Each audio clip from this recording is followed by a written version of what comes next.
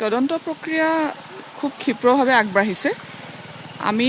অনাগত দিনতহে আসলতে গোটেইখিনি কথা ভালকৈ ক'ব পাৰিম কাৰণ এতিয়া তদন্তটো চলি থকা সময়ত আসলতে আমি বহুতখিনি কথা এতিয়া কোৱাটো উচিত নহ'ব বা তদন্তৰ শেষত আমি যিখিনি ক'ব লাগে আপোনালোকক জনাম 5জনকৈ লোকক এতিয়ালৈকে আটক কৰিছে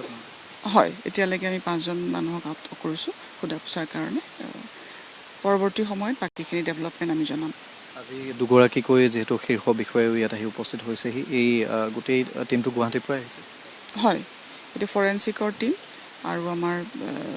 IGP ছাৰ আহিছে DIG ছাৰ আহিছে গোটেই তদন্তটো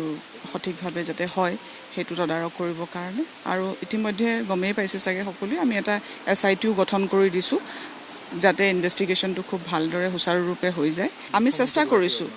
চেষ্টা কৰিছোঁ আমি যিমানখিনি পাৰোঁ